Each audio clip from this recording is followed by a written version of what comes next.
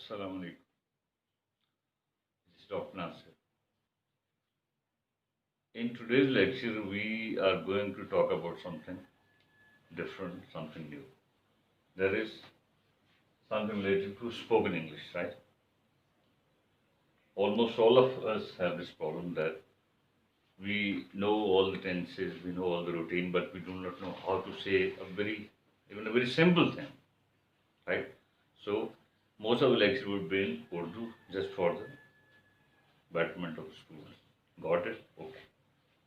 सो हम बिस्मिल्लाह करने जा रहे हैं कि आम जिंदगी में जब हम बात कहते हैं हमें कई रूल्स का पता होता है, टेंसेस हम बचपन से पढ़ते हैं, लेकिन ये अपनी एक सिंपल सी बात कहनी होती है तो you don't find words for that, आपको समझ नहीं आती है कैसे कहूँ. ओके, जैसे अब रूटीन में अक्सर आजकल हम कहते हैं कि क्या हो रहा है, क्या इरादे हैं, कैसा चल रहा है. इस तरह की हम बात कई अंदाज से कहते हैं. मसलन कहें कि जी, अब इसमें कोई एक बात नहीं, कई बातें हम एक ही एक्सप्रेशन से उसकी बात कर सकते हैं.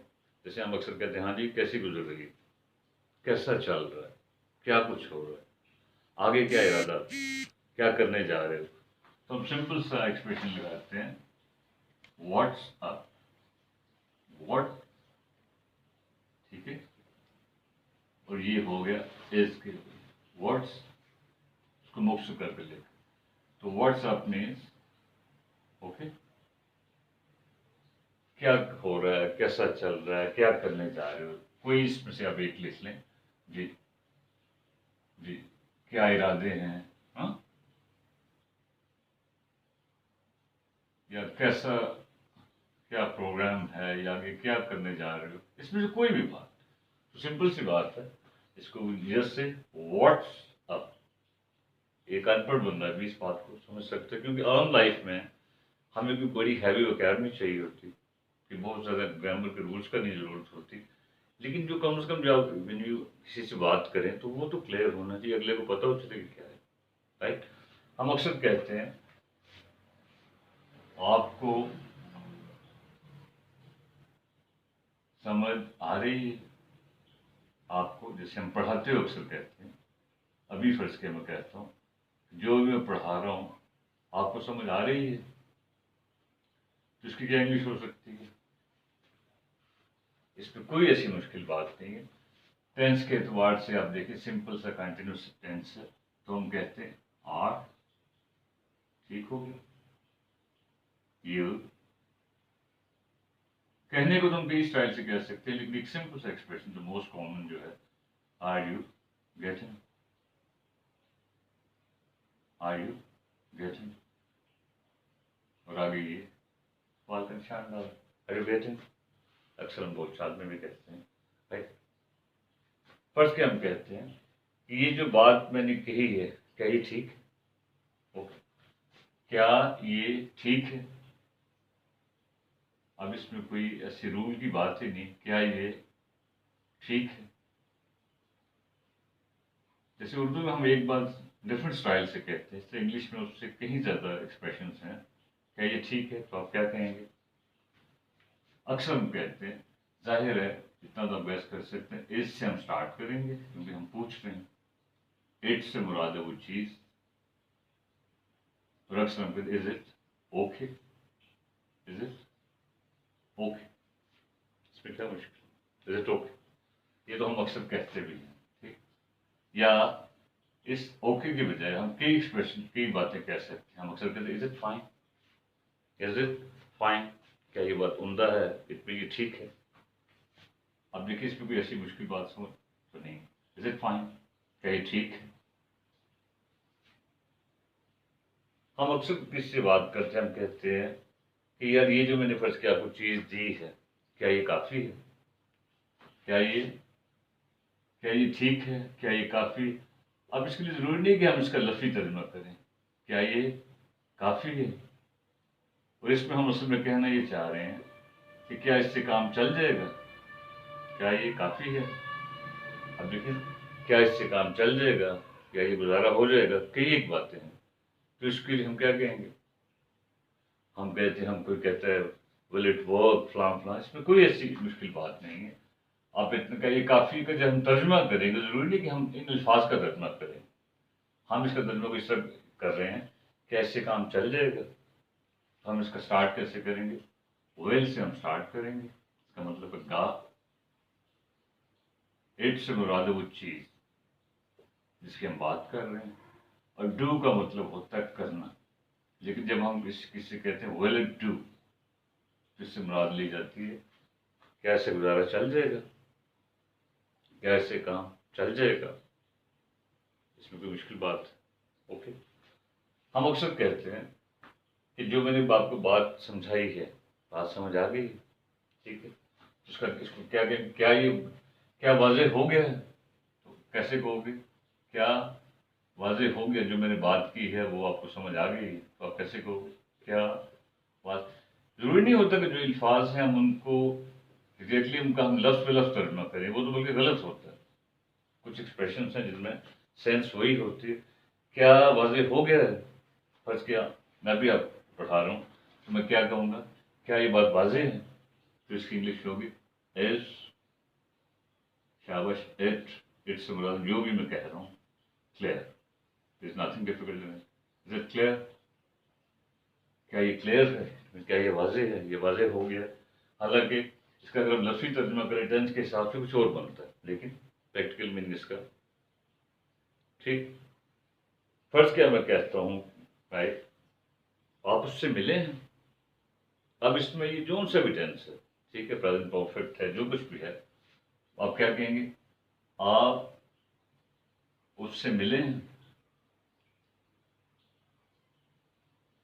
या आप, जी, आप उससे मिले हैं। अब देखिए ये बज़ाहिर जो है ये जुमला सवालिया नहीं है, लेकिन द वे वी अटर, जिस तरह हम बात करते हैं, फर्क क्या मतलब आप उससे मिले हैं, तो मेरा स्टाइल क्या बता रहा है, जैसे मैं पूछ रहा हूँ, और इसमें अगर ये क्या ना भी हो, ठीक है, तो ये वैसे प्रेजेंट परफेक्ट टेंस बनता है।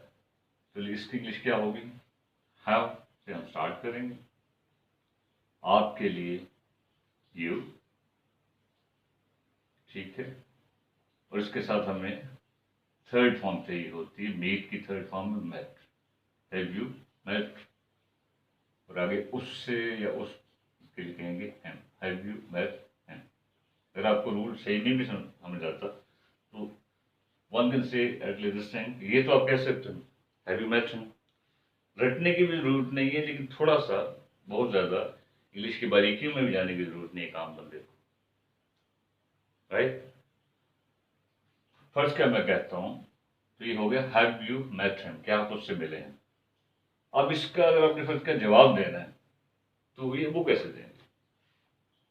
वो एक अलहदा बात बनती है। फर्स्ट क्या आप कहते हो, हाँ मैं उससे मिला हूँ। वैसे तो कहने को अब जिस तरह मर्जी कहते हैं, देयर आर डिफरेंट वेज, ठीक है, लेकिन इसका सिंपल सा देसी अंदाज से अगर बात करें, सिंपल सा फॉर्मूला क्या है, हम यस से स्टार्ट करते हैं, ठीक है, उसके बाद मैं के लिए आए, और उसके बाद हम ये जो चीज़ होती है जिसे आम जुबान में हेल्पिंग वर्ब या ऑक्सिलरी वर्ब कहा जाता है, जो भी कहा जाता है, उसको साथ जोड़ देते हैं। तो क्या होगा? Yes I have. अब देखिए इसमें कोई मुश्किल बात तो नहीं, यस आई हैव, इसमें मेरी सारी बात को दोहराने की जरूरत नहीं है, इट्स अंडरस्टूड कि हम इसी की बात कर रहे हैं। Have you met him? Yes I have. First क्या मैं कहता हूँ, क्या आप वहां गए हैं? क्या आप वहां गए हैं? इसकी क्या इंग्लिश होगी? क्या, ये भी उसी से मिलती जुलती चीज है, आप वहां गए हैं, जी, शाबाश। इसकी क्या इंग्लिश होगी? इसी तरह हाफ स्टार्ट में आ जाएगा, हाउ, जी, यू, आपके लिए, जाने के लिए, you know, go, and the third form is go is gone. Have you gone? और वहां के लिए there are gone there. Have you gone there? और चूंकि you are being asked, आपसे पूछा जा रहा है, इसलिए आगे सवाल का निशान डालो। क्लियर? अब आज को थोड़ी अच्छी रिफाइंड इंग्लिश में, थोड़ी सी नफीस इंग्लिश में हम क्या करते हैं, कि हम थोड़ी चीज़ें बदल देते हैं। फर्स्ट रूटीन लाइफ, अगर someone says have you been there, simple been लगाता है, और ये यहाँ वो काम कर रहे हैं जो ऊपर काम कर रहा है। Have you been to Karachi, आप कराची जा चुके हैं, राइट। तो इसलिए जब आपने किसी बात का छोटा सा जवाब देना है तो हम इस अंदाज से देना, थोड़ी थोड़ी चेंज होती है। फर्ज के मैं आपसे कहता हूँ जी, क्या आप ठीक हैं, क्या आप ठीक हैं, तो आप कैसे कहोगे क्या आप ठीक हैं? इसको कैसे कहेंगे आप, क्या आप ठीक हैं जी।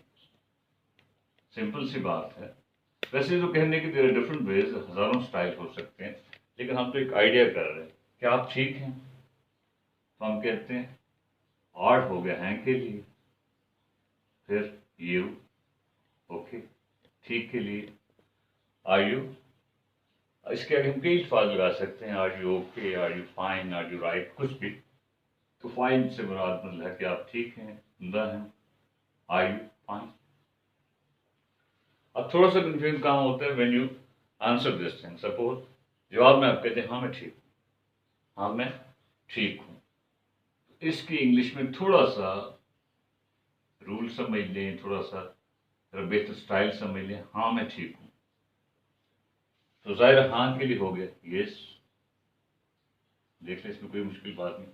मैं के लिए आए, और जैसे हमने ऊपर कहा था, हमने हैव का इस्तेमाल किया था। अब यहाँ हैव तो नहीं है, ये जो है जिसे हम हेल्पिंग वर्ब कहते हैं, जो भी है, इससे मिलती जुलती चीज़ हमने लगानी है। लेकिन जाहिर आय के साथ आपको इतना अंदाजा है, ये we are not suppose to use are, इसके साथ हम आम लगाते हैं, यस आम।